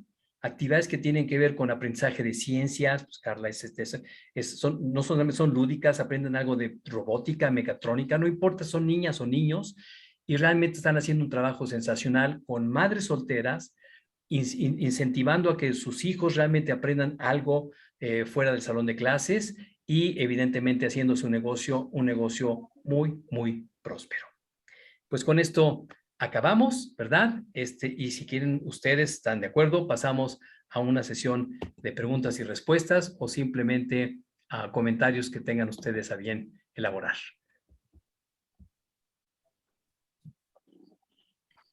Luis Jaime, ¿qué te pareció la presentación? Excelente, Jorge, excelente. Cada vez que tengo la oportunidad de estar contigo aprendo muchísimo. Ahorita ya me hiciste mover la cabeza de varios conceptos, ¿no? Te lo agradezco mucho. Tú eres un experto en innovación, mi querido Luis. No, seguimos los pasos de nuestros maestros. Y tú eres uno de ellos. ¿Algún comentario? Mónica, platícanos, ¿qué comentarios tienes de esta presentación? ¿Qué te llevas? ¿Qué hay de utilidad aquí? Muchísimas cosas. De antemano, pues bueno, felicitarte, porque soy tu admiradora y tu fan número uno desde hace ya tiempo. Y sobre todo, yo creo que aquí algo muy importante y rescatable es que independientemente en el espacio o escenario en el que nos encontremos, es vital ya hoy en día también estos aspectos de la innovación en lo que llevemos a cabo, pero sobre todo aquí enfatizar, y que eso me agrada, y sobre todo también a nivel ya profesional, el enfatizar en cuanto a la identificación de las necesidades humanas, la parte de la empatía, esta parte de poder identificar en todo momento en el ser humano sus necesidades, partiendo en realidad de lo que al otro le impacta. Muchas gracias por recordarnos esto y sobre todo por darnos mucho que pensar, como comenta aquí el colega, mucho que pensar, mucho que también es poder irnos con muchas preguntas, y yo creo que esto nos abre muchas más posibilidades, ¿no? Que nos dejes esta tarea mental. Gracias. ¿Tú crees que esto aplica, por ejemplo, y es una pregunta que también voy a abrir para Adriana Martínez, por ejemplo, a los sistemas de enseñanza, a los sistemas educativos? No para enseñarlo a nosotros, sino aplica para aplicarlo en la forma como diseñamos los programas académicos. Claro que sí, porque a nivel curricular es inherente que los estudiantes, independientemente, sobre todo ya a nivel profesional, tengan esta conexión con su entorno, con su realidad, que sean capaces en el perfil de egreso. Esto tiene que ir formando parte de una realidad en donde tenga esa capacidad de ser empático este estudiante en su propia formación, de conocer o identificar su realidad, a las personas, a los seres humanos, a lo que nos aqueja, y no dar por hecho y no suponer que desde mi realidad o desde mis perspectivas voy a entender y comprender al otro sin tener esta serie de técnicas o estrategias que bien a bien nos llevaste también de la mano a poder comprender. Gracias, Mónica. Gracias. Luis, alzaste la mano. Sí, Jorge, precisamente respondiendo a esto quisiera yo comentar. Fíjate que yo siempre he pensado que la educación se nos da de esta manera de la que tú hablas, de resolver problemas. Nos plantean algo y nos dicen, este es el problema, inmediatamente proponemos soluciones y no nos enseñan a identificar los verdaderos problemas. Yo creo que eso es algo de lo que he aprendido mucho de ti, el planteamiento, la manera de abordar. Por ahí, este señor Freire decía que un problema, cuando se plantea de manera que se pueda resolver, ya deja de ser un problema. Y en esto, bueno, definitivamente, yo creo que la educación, y algo de lo que el Design Thinking ha hecho y de lo cual yo estoy muy agradecido, es demostrarle a toda la sociedad de que no tiene nada más que ver con diseño gráfico o con diseño industrial, sino que es una forma de pensamiento, ¿sí? Y que aplica en todos lados. Y el caso de las estéticas, pues dime ahí qué diseño industrial o qué diseño gráfico o qué diseño de qué, y sin embargo resolviste un problema de una manera pues extraordinaria. Gracias, Luis. Octavio, ¿tienes un comentario por ahí?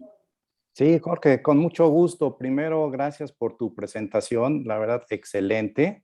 Gracias. Pero bueno, va acompañado de una muy calurosa felicitación por la distinción que te van a dar en los próximos días, George. De veras, un abrazo bien merecido.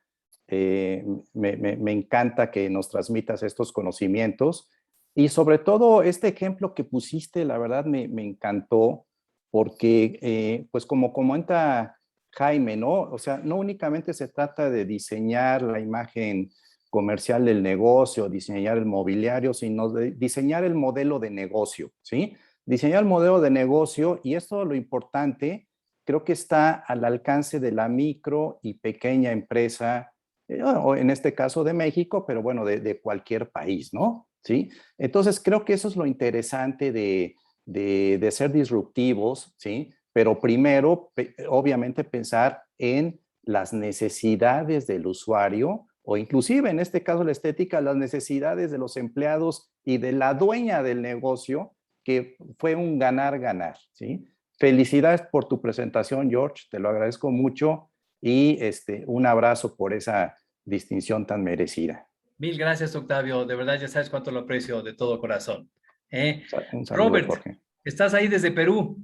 Hola, mi querido Jorge, ¿cómo estás? Bien, bien. Felicitaciones y un aplauso por tu comunicación tan didáctica, ¿no? Que seguramente aquí en el Perú la vamos a aprovechar porque vamos a tener la grabación para que nuestros alumnos en la universidad, de los que somos colegas, puedan sacarle jugo a toda esta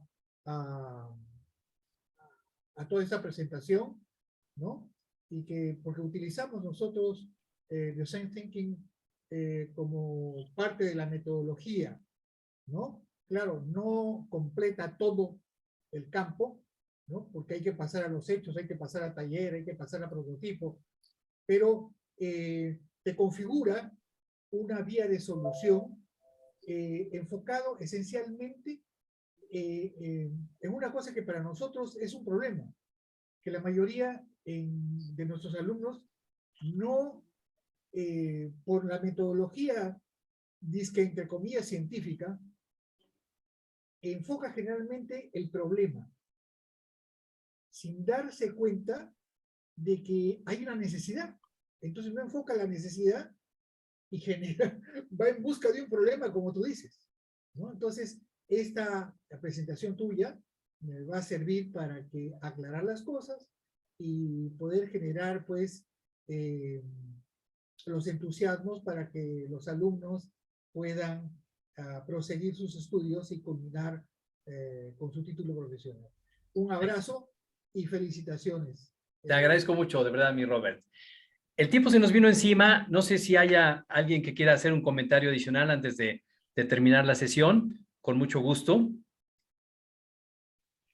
Felicitaciones, Jorge. Verdaderamente me encantó tu presentación. Te deja lleno de reflexiones, una verdadera forma revolucionaria de atacar ahora los problemas desde una forma mucho más inteligente, empática, como dices, a la que finalmente te entrega un mucho mejor resultado. Los ejemplos verdaderamente están, pero maravillosos, son muy entretenidos incluso de seguirlos, y me encantó. Una gran felicitación, amigo mío. Gracias, gracias, Edgardo, de todo corazón. Mil gracias. Abrazos. Abrazos, gracias. Pues bueno, de nuestro lado, Diana, no nos queda, de mi lado, no me queda más que agradecer la presencia, la participación y el interés de todos ustedes, y invitarlos que sigamos conectados. Evidentemente, la intención es que podamos seguir trabajando en estos temas, hacerlo de forma así como lo hemos hecho hasta ahora, interactiva, y bueno, manteniéndonos en contacto, porque es un placer siempre aprender de todos, evidentemente todos aprendemos más de lo que posiblemente podamos enseñar. Así que mi agradecimiento eterno, de verdad, gracias nuevamente por las felicitaciones, y bueno, pues gracias por su presencia también. Diana, ¿quieres despedir la sesión? Sí, claro que sí, Jorge. Bien, pues también agradecer las preguntas que ya nos han dejado por aquí. Te las voy a hacer llegar, algunas que quedaron todavía sin responder. Y agradecer el interés también de varias personas que ya me están escribiendo así en directo, preguntando sobre cursos o cómo poder seguir aprendiendo de esto. Entendiendo que esta sesión del día de hoy fue una clase muestra solamente de todo un programa de certificación y validez internacional. Entonces, bueno, la ventaja es que hicimos como todo este tema de registrarnos y tenemos ya sus correos electrónicos para enviarles, primero que nada, la grabación de esta sesión y que ustedes puedan, por supuesto, revisarla posteriormente y utilizarla, aplicarla, etcétera. Y por otro lado, pues les enviaremos la convocatoria que tenemos hoy activa para los Design Thinkers que estamos buscando este 2021. Por aquí ya veo algunos registrados, Toño de ITESO, Guadalajara, etcétera. Pero bueno, encantadísimo siempre de poderlos tener en nuestros grupos y poder seguir aprendiendo de Jorge. Les enviaremos esa información y bueno, ahora entendiendo estas situaciones complejas, financieras o económicas, pues, hemos habilitado algunos esquemas de pago que se les haremos llegar a través del correo electrónico, en donde incluso pues hay mensualidades diferidas, ¿no? Para poder apoyarnos y que de verdad no dejemos de seguir aprendiendo estas nuevas perspectivas. Nos dará muchísimo gusto tenerlos en esta 10ª generación del programa. Y nada, pues con esto cierro. Muchísimas gracias a todos. Jorge, muchísimas gracias. Gracias, y Diana. Nada, pues aquí estoy atenta a los comentarios, los que ya me hicieron aclaraciones de otros correos que debería yo enviar la información, etcétera. Ya lo tengo anotado y con gusto se los haré llegar a la brevedad. ¿Listo? Muchísimas gracias a todos. Tengan muy buena tarde o noche en sus países, ciudades y nos vemos pronto en una red que estamos construyendo de thinkers mexicanos y latinoamericanos. Gracias, Diana. Gracias. Muchas gracias a todos. Felicidades, Jorge. Un abrazo. Gracias, muy amable. Buen descanso. Gracias. Hasta luego. Gracias. Gracias.